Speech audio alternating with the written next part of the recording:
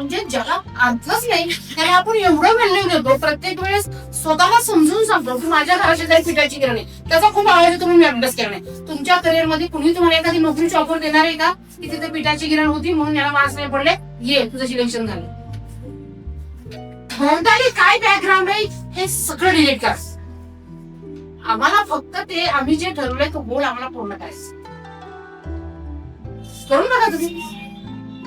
खूप ठिकाणी फिरण्यापेक्षा तुमचं टेक्स्टबुक सगळ्यात बेस्ट. एकदा का तुम्ही टेक्स्टबुक व्यवस्थित वाचलं, व्यवस्थित त्या कन्सेप्ट समजून घेतल्या तर बघा किती मजा आहे. तुम्हाला त्या लेसनच्या खाली किती क्वेश्चन दिलेत याच्याकडे बघावं सुद्धा लागणार नाही. त्याच्या व्यतिरिक्त तुम्हाला कुठलाही क्वेश्चन येऊ दे. ठीक आहे, एखाद्या विषयाची भीती आपल्या मनामध्ये असते, ती सुरुवातीपासूनच बसलेली असते. का बसलेली असते तर कधी माझ्यासारखं टीचर आलेलं असतं शिकवलेलंच कळत नाही. कधी काय होतं त्यात खूप मार्क्स कमी पडलेले असतात. हे सगळ्याची गोळाबेरीज म्हणून तो विषयच नको वाटत. मग अशा वेळेस काय करायचं तो पण मोठा प्रश्न आहे. आता केमिस्ट्री आवडते मग काय फेकून द्यायचं, फिजिक्स आवडते फेकून द्यायचं. अरे तो तर आपल्याला घेऊन जाणार आहे फेकून द्यायचा का त्याला? त्याच्या मागे लागा, त्याच्याशी मैत्री करा. बघा एखादं किती झटापट असते आपल्याला. एखादा आवडता मित्र मिळवायचा असेल तर आपण त्याला किती गोड बोलतो, त्याला चॉकलेट देतो, त्याला वडा बघतो, त्याला एखादं फुल देतो, काय काय करतो आपण है ना. त्या विषयाशी मैत्री करा, त्याला सोडून नका. आणि हे सगळं बाळांनो तेव्हा शक्य आहे ज्या वेळेस तुमच्या डोक्यामध्ये जो सगळा कचरा आहे तो कचरा तुम्ही फेकून. कुठलाही पॅरेंट्स, कुठलेही आई वडील आपण त्यांना सांभाळणार आहोत, त्यांना जीव घालणार आहोत म्हणून ते आपलं करिअर नाही करत आहे, काही गरज नाही त्यांना. पण समाजामध्ये तेव्हाच मजा येईल जेव्हा तुम्ही ताटमाळीने उभं राहणार. आपल्याला जर शेजारच्या काकांनी सांगितलं तर लवकर पटत नाही, आपल्या बाबांनी सांगितलं तर थोडं साठून त्यांचं आहे ना. आपल्याला हेही निश्चित माहितीये की मला जवळचं कोण आहे, माझ्यावरती खरं प्रेम कोण करणार आहे माझे वडील आहे.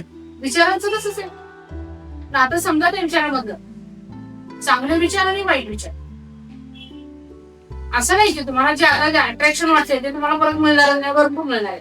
जसं मी सांगितलं आता मी उड्या मारल्यानंतर फायदा का नसला की नाही, तुम्ही उड्या मारलेले शोधता.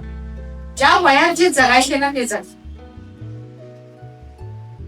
कुठल्याही धातूला त्याचे घाव लागल्याशिवाय त्याचा दागिना पडत. जास्त भर द्या आता टेस्ट सिरीज. स्वतःचं नियोजन स्वतः करायचं. 2 चॅप्टर घ्या, 3 चॅप्टर. तुमचे चॅप्टर किती आहेत? साधारणतः 5 सिरीज मध्ये तुमच्या एका महिन्यामध्ये तुम्ही 5 टेस्ट सिरीज सोडवल्या गेल्या पाहिजे. तुम्ही 2 चॅप्टर घ्या, ते 2 चॅप्टर प्रत्येक ओळ ना ओळ ती कन्सेप्ट पहिल्या ओळीची क्लिअर झाल्याशिवाय दुसऱ्या ओळीकडे जाऊ नका. मन लावून वाचा. अर्ध्या तासामध्ये निश्चित सांगते तुम्हाला मी, अर्ध्या तासामध्ये जवळजवळ 70% चॅप्टर तुम्हाला समजेल. कारण आता आपण डोक्याचा भुसा फेकून देणार आहे, फक्त अभ्यासावरतीच लक्ष केंद्रित करणार आहे. काही होऊ देत, काही होऊ देत. कुठं आग लागली, कुठं हे झाले, असला चांगला सिनेमा आलाय, अजून काय मार्केटमध्ये आले, कुणाचं लग्न आहे, कुणाची रील आहे, काही घेणं नाही. त्या पद्धतीने 2 चॅप्टर करा, त्याच्यावर स्वतः एक टेस्ट सिरीज आहे. काय हे केल्याशिवाय तुम्हाला मिळणार आहे, तुम्हाला जे पाहिजे ते मिळणार आहे. आता जे मजा करताय, वाह्यातपणा करताय, हे जे वाह्यातपणा आहे हा तुम्हाला कुठेच घेऊन जाणार नाही. एक दिवशी तुमच्या विषयी लोक अशी वाह्यातपणा करणार आहेत आपल्याविषयी. थोडस माझं भरकटल्यासारखं जरी वाटलं तरी पकडा. मी जे जे सांगते ते पकडा, पेटून जा, दाखवून द्या तुम्ही काय आहात ते. आणि मग बघा तुमच्या करिअरची आणि तुमच्या आयुष्याची भिन्न कशी उभी राहते. कुणी काय सांगते किंवा गेल्या वर्षी किती मेरिट होतं याचा हा सुद्धा एक वाह्यात भुसा डोक्यामध्ये तुम्ही. आपला 720चा नीटचा पेपर आहे, बस एवढं लक्षात ठेवा. आणि आपल्याला कुठपर्यंत जायचंय ते जाण्यासाठी आपल्याला काय केलं पाहिजे.